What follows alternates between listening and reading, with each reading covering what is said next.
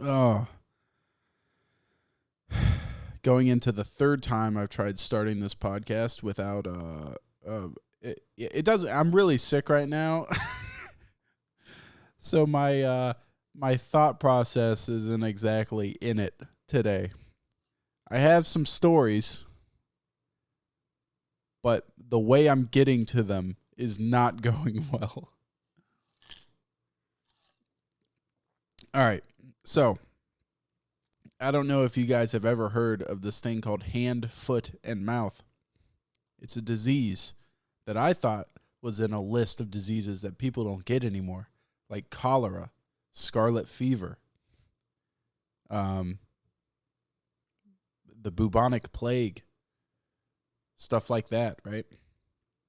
And well, turns out my daughter got hand, foot, and mouth, and then of course she got my wife sick, and then she like hawked a loogie and coughed into my face, and so now I got sick. And in kids, you get like sores on the palms of your feet and your hands. In adults, I don't think that happens. But I thought I was just getting a fever, right? We didn't know that she had hand, foot, and mouth at this point. And then I have like this fucking disgust of people that get tonsil stones. I don't know if you guys know what tonsil stones are, but there's like an entire subreddit culture of people that they do nothing but like pop out tonsil stones with Q-tips and then like put them on a napkin and take a picture of it. And they're like, wow, check out this beauty I just got out. What a nugget, right? Which is fucking gross. It is gross. Tonsil stones are gross. If I was a dictator and I was trying to form my perfect utopia, people that make tonsil stones would be the people that would get rounded up and you would never see again. It would be fucking gone.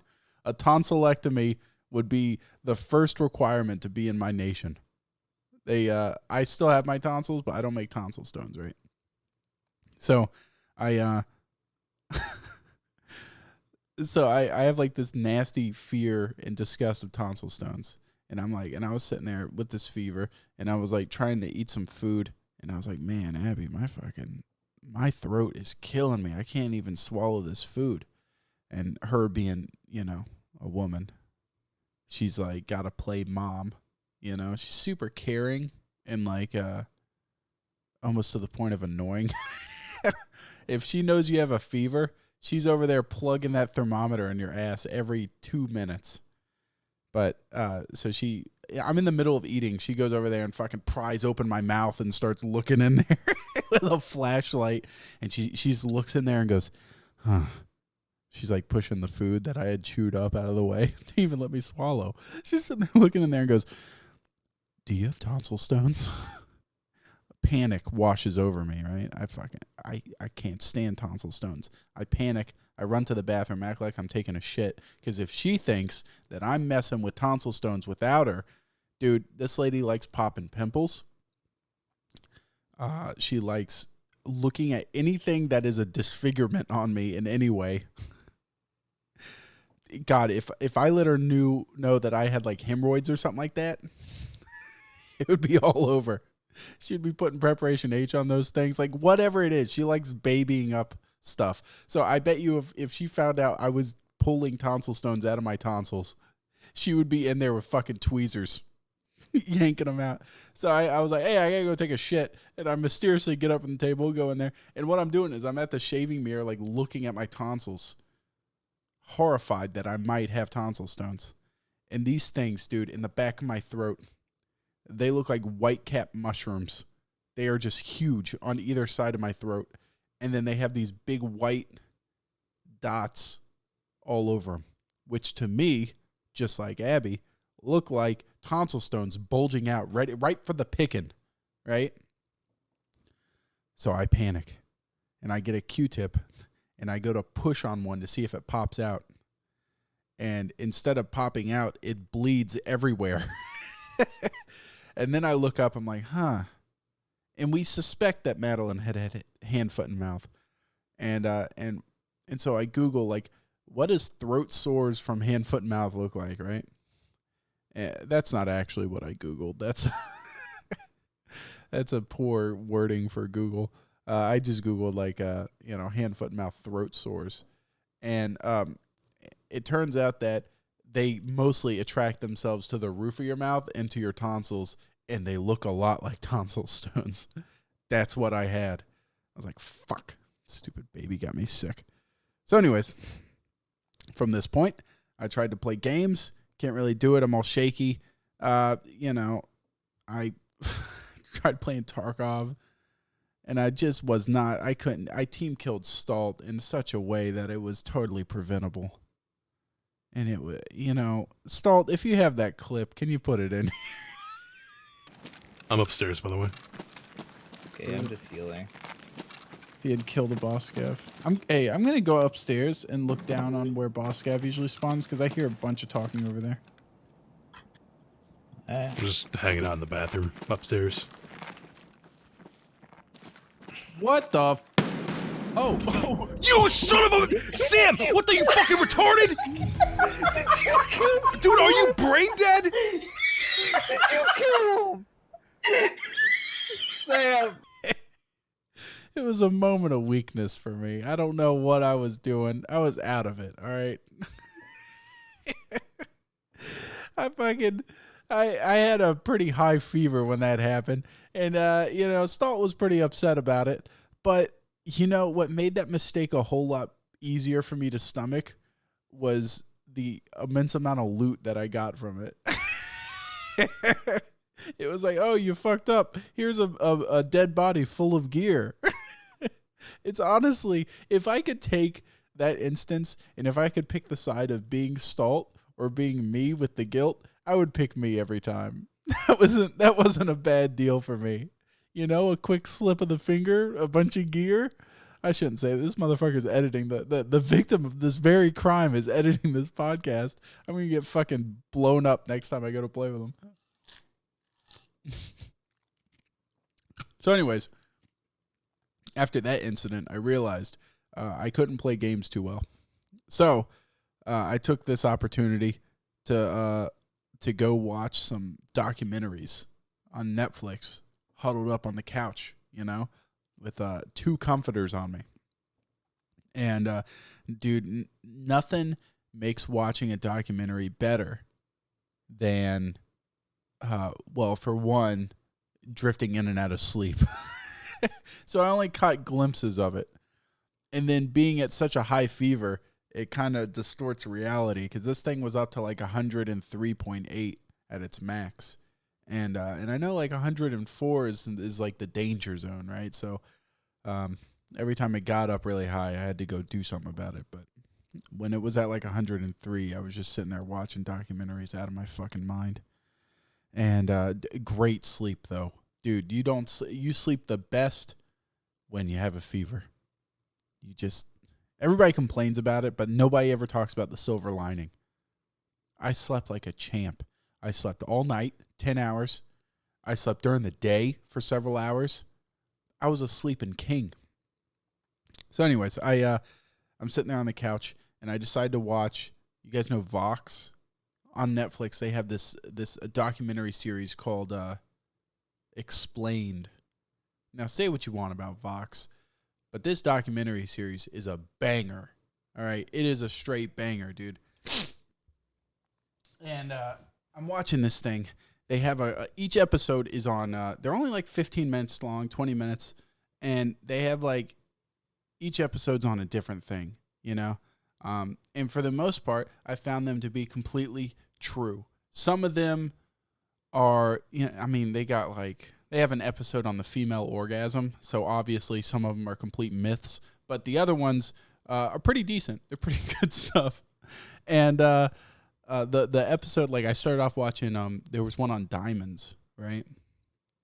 Which, I always kind of subconsciously thought women were men's arch nemesis, because women can sit there and complain that, men are like the number one danger to women, because we're like rapers and killers and stuff. But men rarely complain and rarely realize that we die of heart problems due to the stress that women put on us. women kill us just in a much less violent, blood splattery method. They just do it sadistically through pressure and to-do lists and where did the romance go type conversations, that just weigh on your fucking heart for 40 years until you die. Like if I had to choose between getting stressed to death and just getting raped and killed, I would choose raped and killed pretty quick. No, that's bad. That's bad. So anyways, there was this this documentary, what was that? What was the point of this? Oh yeah, I was going to say that I always thought women were the arch nemesis to men. Well, it turns out watching this thing on diamonds, it was actually a corporation called De Beers that controlled the diamond supply. And this documentary is about, I guess, the genius marketing of the De Beers Corporation, which what they did was they consolidated all the diamond supply for basically the world. And really just kind of, it's kind of a depressing episode. They're like, yeah, white people came in there and seized all the diamonds from South Africa. And there was a shitload of them. Man, they had a shitload of diamonds. But then they realized that, they're not worth a lot if there's a shitload of them. So they just kind of held them in storage and just would trickle out a little bit at a time. And then they realized like nobody was buying these fucking things. Really, they were used for like mechanical stuff, like industrial purposes, and that's about it. So then they're like, how do we make people want to buy them? Oh, we'll just make it a symbol of love. So they started that whole like Diamond is Forever campaign, right? And they were like, oh, we got truckloads of diamonds, but I'm not gonna give these things off for $25. I mean, I've been beheading Kenyans for these for the past 20 years. So I'll just, we'll charge them at an incredible price and say there's not many of them.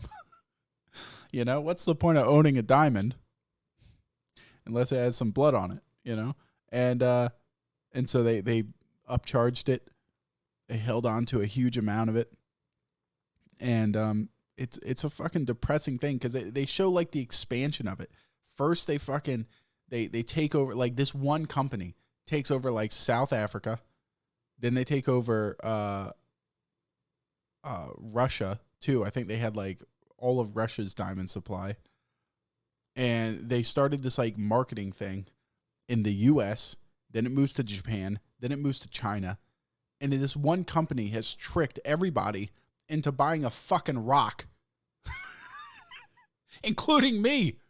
I spent a good amount of money on a fucking stupid rock for Abby's stupid ring.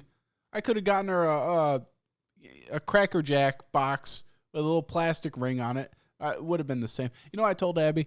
I was like, dude, I know like a marriage is supposed to be a magical thing, right? Like the marriage day. Dude, I don't really remember that shit. But I remember that fucking honeymoon. I told her straight up, I was like, look, we've been dating at the time we got married. I was like, we've been dating for 9 years. 9 years, okay?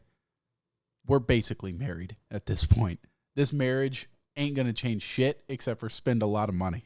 So you get the marriage, I get the honeymoon. We went to Colorado, did badass Colorado shit, had a fun time in Utah, saw the Mexican hat, saw all sorts of crazy shit, saw Mesa Verde, ate some bomb food. It was an all-around great time.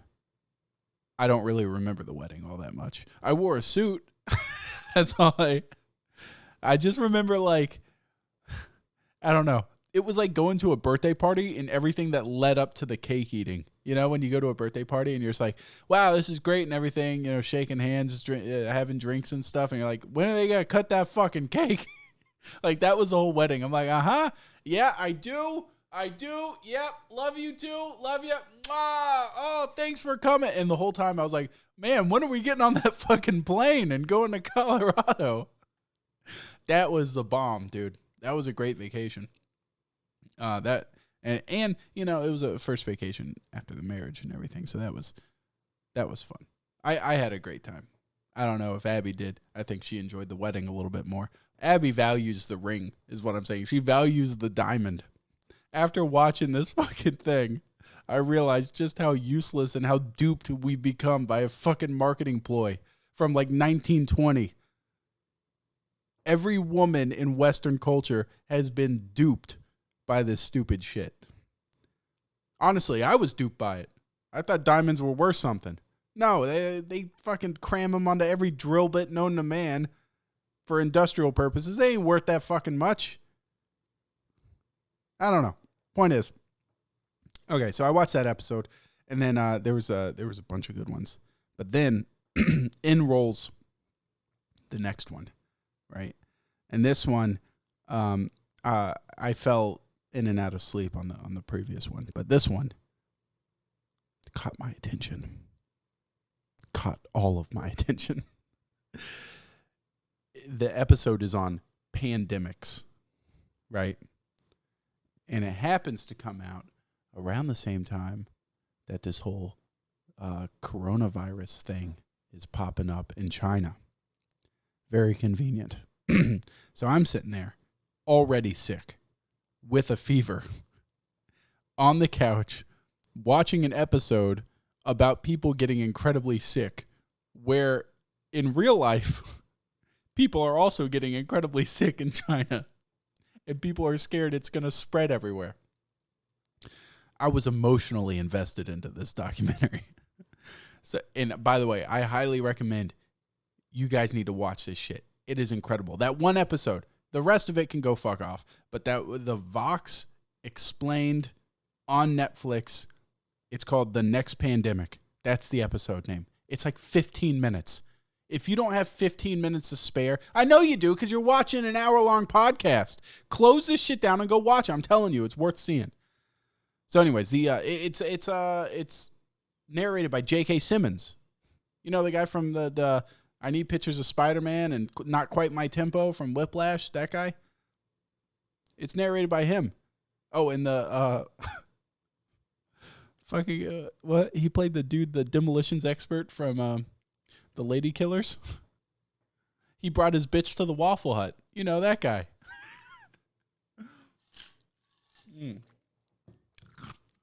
So anyways,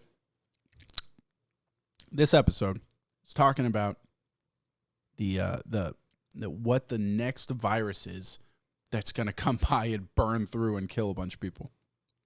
Because naturally, as people get more and more grouped up, we have a higher population. The risk and the chance that a virus is going to go through everything is much higher, right? Fuck, I feel like shit. So this whole episode is focused on zoonotic viruses, which are viruses that come from animals and jump to humans, like swine flu, like avian flu, like SARS, right? And they show this thing. They're talking about the inception, not the inception, I guess, but the first instance of the SARS virus in like 2002. And they're showing this thing called a fucking wet market. Now, I don't know if you've ever seen, which, by the way, coincidentally, is where the coronavirus, like the new coronavirus, that's where it came from, is another wet market. Apparently, like when we go to the butchers around here, like in America, it's like the butcher gets a bunch of dead animals. And they're like, hey, what do you want off the dead animal? But in China, a wet market is like they have this fucking log that they chop animals up on.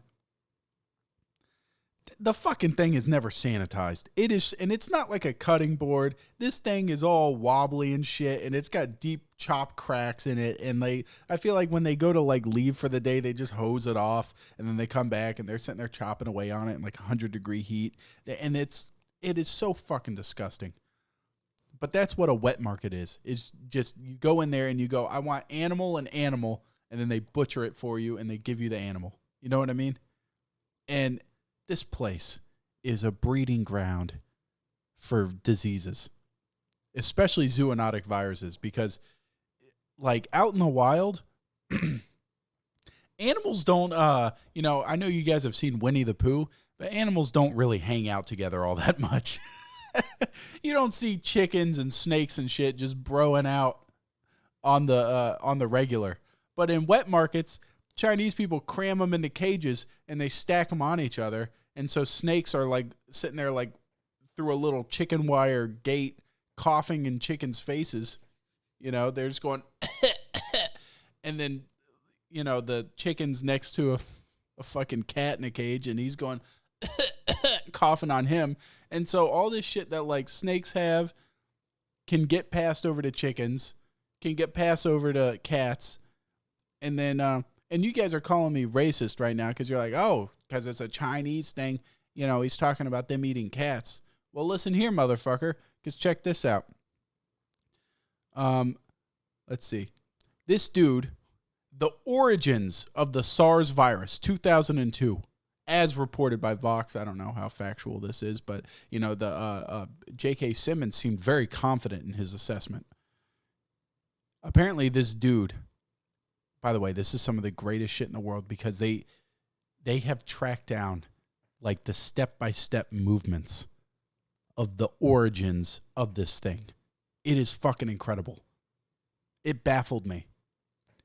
This dude goes to the wet market and he goes, I'm feeling a little bit crazy today. I'm feeling a little bit wacky. I want a meal that nobody else has had before. Get me a cat, get me a snake, and get me a chicken. And I want them butchered to make a meal. He goes home with his fucking medley of weird meat, except for chicken. I love chicken.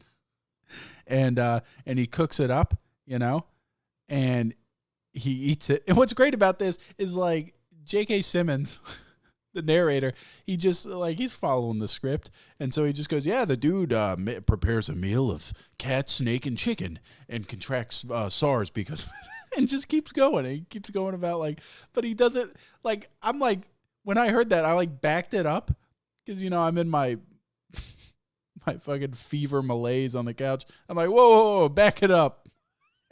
And I rewind and I listen to it again just to make sure I hear it correctly. This guy gets a cat, snake, and chicken dinner and nobody asks any questions about that. Like, that would be my, like, of course you're going to get sick eating weird shit like that. I don't know. Maybe it's a different culture. I don't know. It just seemed like they were like, oh, yeah, you know, bad luck on his part. No, it's not bad luck. You're eating weird shit. I expect if I eat my dog, I'm going to get some weird-ass virus. Especially when I'm mixing around with snake and shit. So anyways, the guy, he makes this weird meat medley, and he gets SARS. Because before they're butchered, this cat and this snake and this chicken are all coughing on each other and stuff.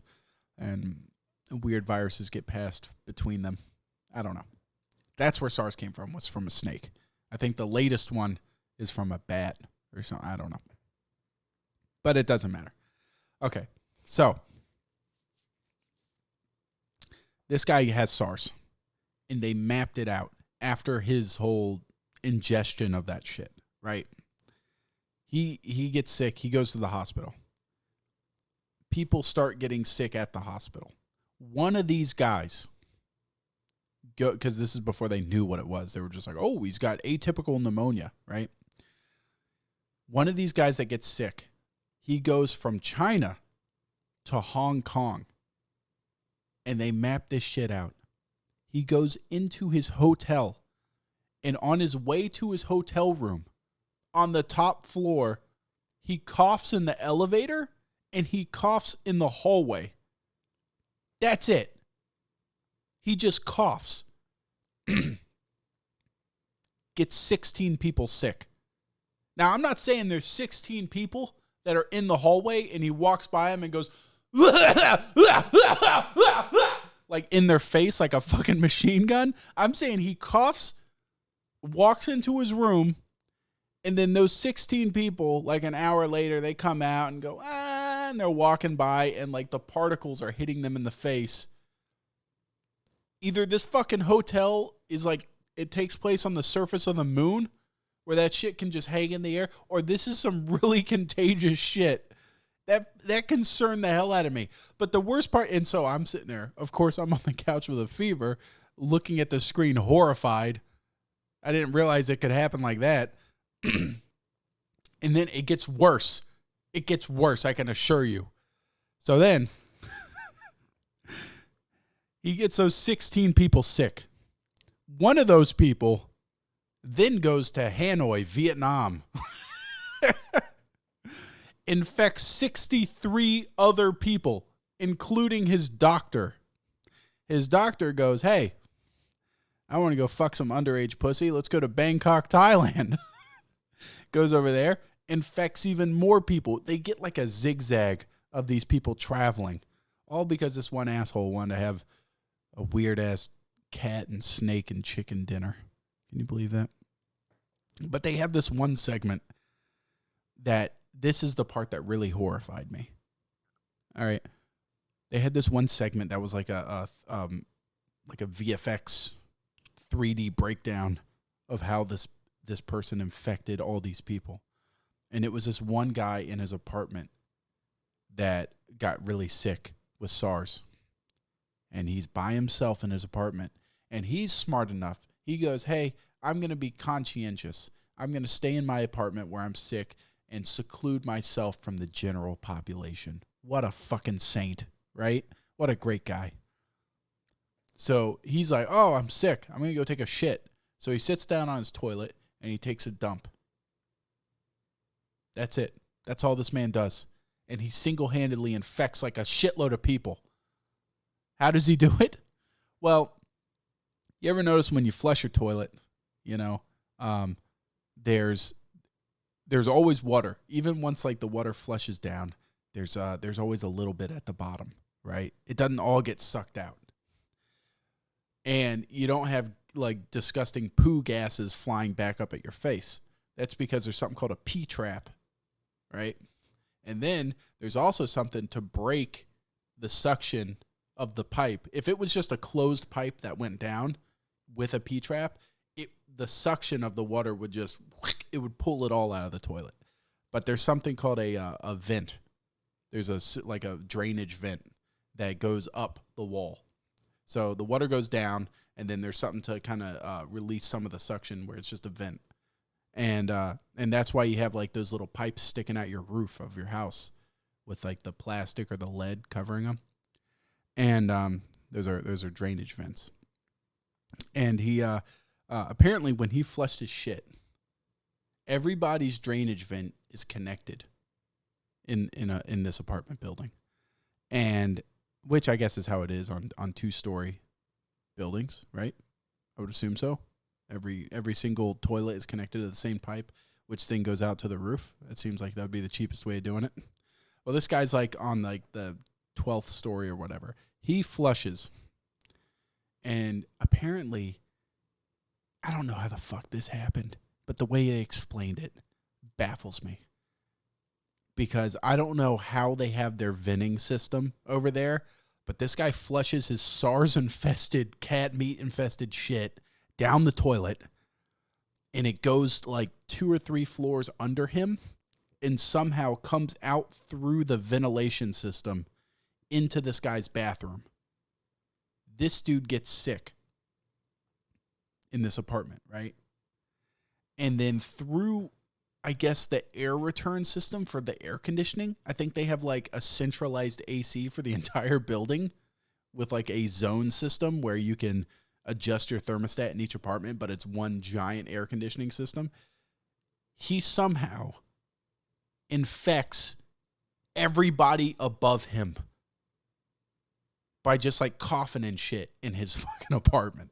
So this one dude takes a dump, infects the guy a couple floors under him, who then infects everybody above him. Now, these people infect everybody without leaving the safety of their apartment. And so at this time, I'm sure everybody's scared of SARS, right? And they're like, oh, I'm going to stay at home. You know, I'm in the safety of my own apartment. I'll be fine. There's nothing that can get me here. Little do they know, the guy under them is shitting and coughing crap back in through their AC unit, you know? And then at this point, I'm fucking terrified. But then it gets worse. It gets worse. It gets worse. J.K. Simmons goes, he goes, now, due to reasons we don't know, possibly the wind. He's just like, I don't know, possibly the wind. Who knows? It's a fucking mystery. He just like the diagram just zooms out and he goes, and then the 2 buildings adjacent to it got infected too. Like almost as an afterthought. They map out how like the rooms got infected, and then they're just like, oh yeah, and then all these other fucking people got infected and died too. I'm like, holy shit. It's one thing to have like a circulation system where you can kind of map out how these people got sick. But then he just like as an afterthought adds that, oh yeah, then these entire buildings adjacent to it also got fucking sick. From this one dude spraying diarrhea into his toilet. It fucking baffled me. And so then I'm at like this, I'm sitting there quaking in fear, right? Under my blankie. And I started thinking about, actually, you know what I just thought about? Imagine whenever you order stuff from Amazon, there's always like 2-day shipping, right? Which means that, and rarely is stuff out of stock, which means stuff gets, everything we have is made in China, right? Stuff gets to the distribution centers to do 2-day shipping pretty quickly, right? So how long do you think it takes from the point something leaves China, gets to us, or gets to the distribution center, and then has 24-hour shipping to our place? Like, how long do you think it is from the time that something gets to our house? How long ago do you think it was in China? Point is that if someone has coronavirus at a factory and they're making iPhones or whatever, and then he goes like, oh, time to box this up, and then puts it in the box and ships it off, like, will that shit in the box still be... UPS could be killing millions of people. Amazon could be killing millions. And not even, like, is it possible that I'm just, I'm in, like, let's say I'm in Nebraska in the middle of nowhere, and I'm like, oh, I'm safe from this virus. Hold on, I just ordered some fridge magnets so I can put up beautiful pictures of my family, open them up, and it's like an anthrax attack of coronavirus from some asshole all the way over in Wuhan that manufactured it. Happened to cough on them, put them in a box, ship them to me. Or imagine one person gets sick at the Amazon distribution center, and he's just riding around on his hoverboard, coughing in everybody's packages as he closes them up. What a terrifying thing to think about. God, I'm wiped out, man. I'm just fucking wiped out. So tired. I went to go get this, I'm going to go make this fucking drink, and I kind of laid down for a minute just on the floor. I'm not feeling good, man. Okay. Oh, yeah, I was on the whole SARS thing. So then, fast forward, right, to modern day. I finished watching that, and I started thinking about that. I saw that news article on that Diamond Princess cruise ship. Have you guys seen that thing? They have a cruise ship off the coast of Japan that's holding 3,700 passengers. And Japan looked at it and said, there was like a person on there that had the coronavirus, and they were like, yeah, you can fuck off and stay in the ocean. They just told him to sit there. And so they kept him in quarantine. And on February 4th, there was 10 people sick. By the 19th, there were 621 people sick. And people are upset about Japan's handling of the cruise ship, right? Which I honestly don't blame Japan. If I was them, I would have pulled a fucking Iran and shot a missile at it and said, oh, oops. Oh, that was ours? I thought that was a North Korean pleasure barge. I'm sorry. I would have fucking bombed that fucker. Oops. Oopsie daisy. Dude, when it comes to viruses and shit, I don't fuck around. I would scorched earth, motherfucker. Get rid of those people. The biggest scumbags in the world are the people that go on cruises. Okay? I've seen, I think it's like a Bill Burr thing talking about the people that go on cruises. And his point is not the point I have at all. My problem with the people that go on cruises is, the people that are assholes to waiters and waitresses? like the scum of the earth, the people that are like, oh, I have immediate power over somebody. Let's treat them like garbage. Those people are the people that naturally gravitate towards cruises because they just love being treated like a fucking princess. And that entire cruise ship is full of those fucking people. Not a bad group of people to be lost, if I do say so myself. But I was thinking about this, right?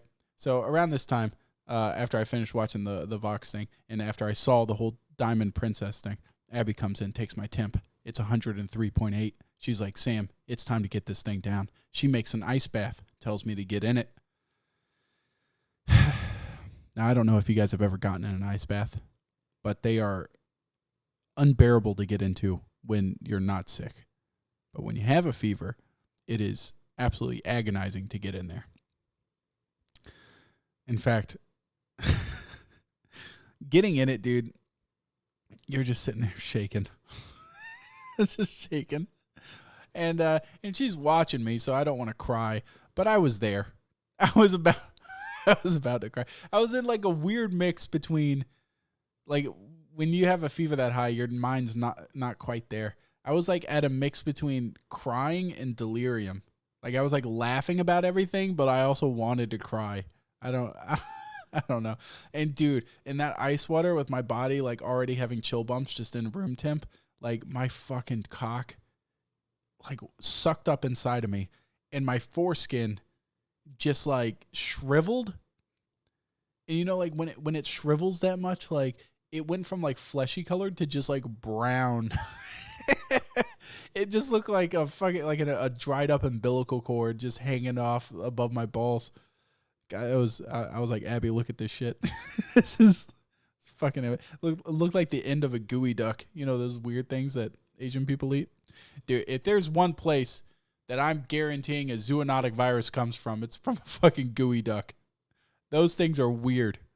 Tell me that doesn't look like a haven for some sort of weird disease. I've seen videos where girls will eat those things raw.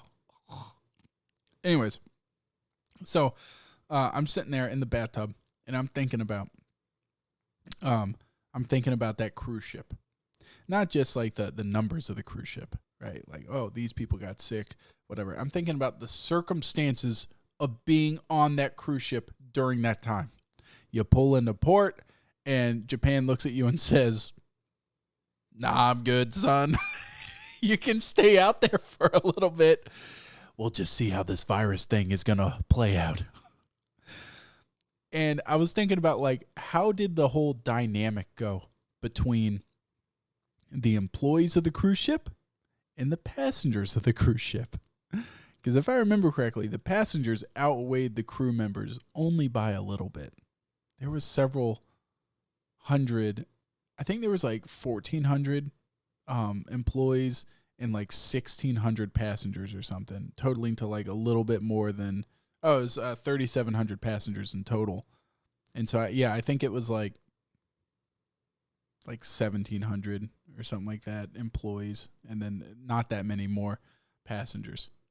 So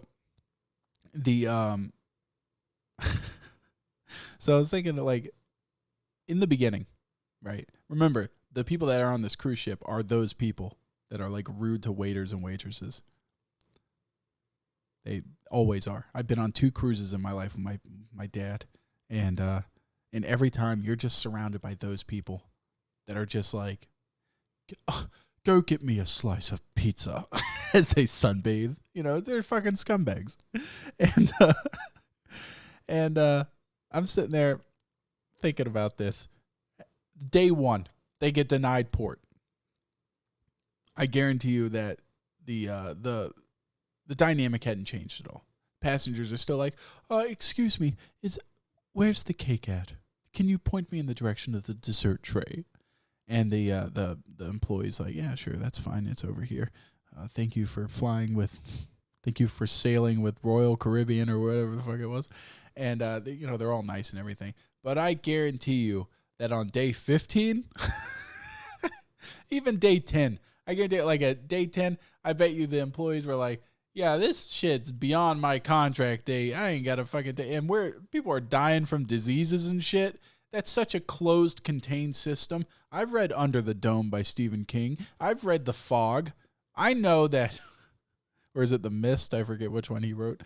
I know that the societal structure is going to collapse at an alarming rate in such a small, quarantined group of people. Nothing creates a panic like a virus, and nothing escalates panic more than a small group of people. And it's accelerated, almost like evolution on islands. I forget what that theory is called, but where like, how like islands always have like the weirdest shit. They always have like animals that are stranger than every other animal. Like look at Australia. It's a haven for weird crap. Madagascar, haven for weird crap. It's because they're islands, dude. They have like its own little closed ecosystem. That exact same accelerated weirdness happens with people on a cruise ship with a virus. So these guys, day 10, these fucking arrogant little passengers come out and go, excuse me, good chap, could you tell me where the pizza cart is? And that fucking guy that's contracted to work on that cruise ship, that's probably an ex-convict, looks at him and goes, yo, fuck you. Knifes him in the gut.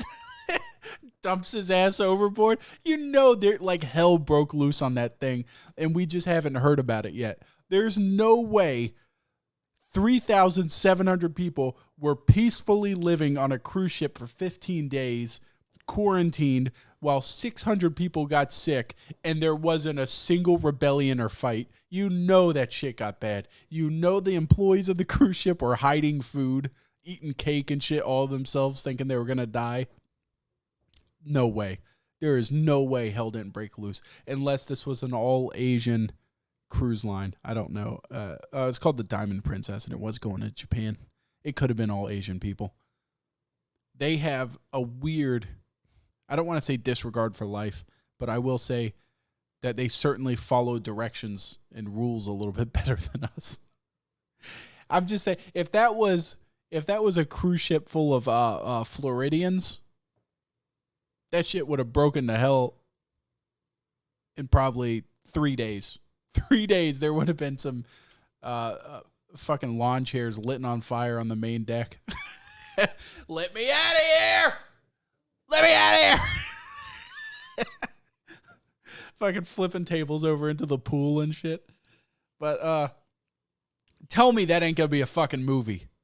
In I guarantee you, in a decade or less, there's gonna be a movie, either not a nonfiction movie. I bet you there's gonna be like a what were those? A dramatization of the events of being on a cruise ship, closed off with a group of people, and a virus breaks out. That I bet you that's gonna be a movie. That has to be a movie. And they're gonna cheese it up a little bit. They're gonna talk like it's gonna turn into violence. People are gonna be thrown overboard. It's gonna be two factions. There's gonna be the people that are the employees, and there's gonna be the entitled people. I bet you the main character is gonna be an employee, and he's gonna be like, I'm fucking sick and tired of these cruise ship people. He's gonna go on a rampage, killing them, coughing in their faces. He's gonna be the first sick person. They're gonna make the hero of the story the guy that has the coronavirus, and how he heroically spread it to 621 people that go on cruise ships, the worst of the worst.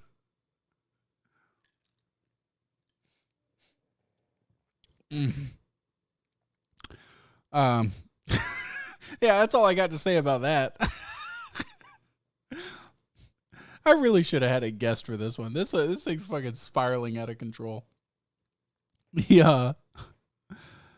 Really grasping for straws here, because the fucking Abby comes home in like an hour and a half, and every day I've been watching over Madeline, who's been sick, and now I'm sick, and I'm like, I had yesterday to work, which I spent half the day fucking talking to marketing people, and then which is funny because all these marketing people say I'm unmarketable, and yet they want to be on the phone with me all the time. They're like, I don't know, Sam, you're pretty not politically correct. I don't really think you're marketable. I'm like, well, why the fuck do you keep scheduling calls with me then? Huh? If I'm not so marketable, you would think you'd leave me the fuck alone. And yet here I am. Half the day yesterday talking to these people. But anyways, so I have a couple things in here that they were somewhat important. They're not really. And I have no way of segueing into them. All I have was like in the middle of my fever, right? I was sitting there and I thought about it. I like wrote it down in my Google Keep.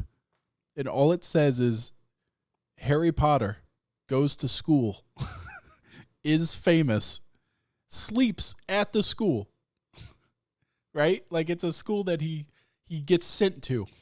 He has a bedroom at the school with all the other students.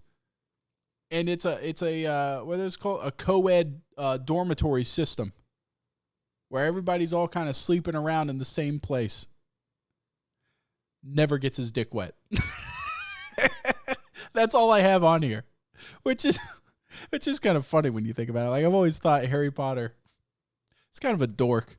He's like the worst protagonist to a storyline ever. Everybody holds him in such high regard. He's not special. He's not good at magic.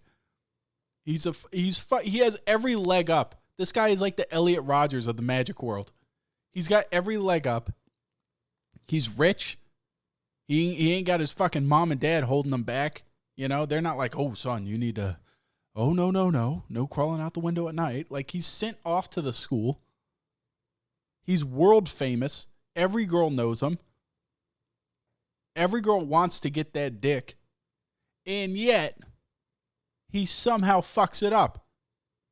Any other kid. Dude, if Malfoy was the one, you know, with the lightning scar and everything, he would have been plowing every girl. Every girl. You could tell. That guy had the arrogance. He had the ambition. The assertive personality. He would have been plowing it, dude. If Malfoy went away on vacation, you know, in between Hogwarts years, and somehow ate some sort of cat, chicken, snake soup and got some Corona STD, he would have spreaded every fucking chick at Hogwarts. But instead, it was Harry Potter, the biggest simp and beta. He's not even a beta, dude. He's lower than that. How do you have that many legs up and you still can't get your dick wet at Hogwarts? You're sleeping at the school. You know what I mean? Like, come on. And he wasn't even grotesque. You know, he's not like this big fucking fat loser. He didn't have like, I don't know, like fucking acne all over his face or anything. He was just a regular kid. And, you know, come on. I got laid in high school. Look at me. And I'm talking, I used to be fucking grotesque. I've actually gotten better looking as I got older. I can assure you. I need to send Stall a picture of me from high school. And you'll be like, holy fuck. What the hell? Abby had sex with that? Frequently. Now, it's only one person. But, I mean, come on. I lucked into it. Harry could have at least lucked into one person. I don't know. Maybe it's because it's a kid novel. They didn't want to say he plowed it. We need to, you know what? Since Lemony Snicket, or not Lemony, J.K. Rowling is making all these extra changes after writing the books, someone needs to ask her, did Harry ever get his dick wet? Harry ever fuck a bitch in the Chamber of Secrets? That's what I want to know. Did he ever get a reach around from Moaning Myrtle? That's what I want to know. And then the other fucking thing I had on here, it was just 2 lines. I somehow fucking just dragged that out for a very long amount of time. Hold on, I got a text message. It's from my brother. Fuck off. The other one is, this one's rampant, and I see it, and I always feel bad for the people. Okay? Always feel bad for them. It's people that, how do I put this? Okay. For example, I think this was David Bowie. When David Bowie died, they found, was it David Bowie? I think no, it wasn't David Bowie. It was someone else. It was somebody. It was like when someone died And they were always like, he was kind of all right guy, right? But it turns out that after he died, he had been paying for like Rosa Parks's fucking rent for like the past 40 years. and he had just been paying it. I forget who it was. I'm going to look that up right fucking now. It's baffling me. Oh, okay. It was, what's his name? Mike Ilitch. Mike Litch, maybe? He was the former Detroit Tigers and Red Wings owner. He's just a regular dude. He paid Rosa Parks rent for 10 years during her later years because she didn't have much money, right? And I mean, nobody said he was like a bad guy or anything, but he was just like, yeah, I'll pay it, whatever. And he didn't like broadcast it, you know, because he was just being a good guy. And then, like, once he died, people were like, by the way, I just wanted to be known that he did pay Rosa Parks rent for 10 years. He wasn't like trying to use it as a, haha, look, Rosa Parks, you poor fucker, I'm paying your rent, you fucking nobody. Like, he didn't do that. Look how great I am, I'm paying your rent. He was just like, yo, you need some help, I'll pay your rent. You know, that's a good thing. I see this shit on social media all the time. I saw this video that made me just fucking feel like secondhand embarrassment. Or as the kids would call cringe. Felt like secondhand embarrassment for this guy. And it's this video of this kid that is like a grown-ass man. He probably looks like he's like 19 or 20. And he goes into Best Buy every day and plays on the Wii. And he's like playing some stupid game. I think it might not be the Wii. I think he's like playing Smash Brothers or some shit. And he's playing on it. And he just wants to play the game every day. So he goes up to the thing and he goes over there and plays it. And one of the employees buys him whatever console it is and like has his friend film him giving it to the guy. And like the kid's like grateful and everything. But at the same time, I'm like, can't you just fucking buy the guy the console if you want to buy him the console and give it to him? Do you have to film it and be like, hey, look at me giving this poor fucker a console. Aren't I so great? You know? Like, you're really hanging the guy out to dry. Like, look at this fucking idiot. He's been here for a week playing the same console at the store. Like, what an asshole. I hate it when people film themselves doing something charitable, not for the sake of charity, but for the sake of getting likes on Facebook. Like, have you ever seen people, like, they'll, like, do stuff for homeless people and make sure they film it? Dude, come on. Come the fuck on. Just do it. Who fucking cares how many likes it's going to get? Don't film yourself giving something to this guy at the lowest point of his fucking life, highlighting the fact that he has nothing. Now, I'm not a guy that's usually like a moral compass or anything, but even I know that's pretty fucked up. If I'm so fucking poor that I have to go play on a display at a fucking Best Buy, I really don't want it advertised to the fucking internet that like these people had to buy me a fucking Wii because I'm just taking up all the space at their fucking Best Buy. It's pretty messed up, bro. Pretty messed up. But anyways, I think that's all I got for today.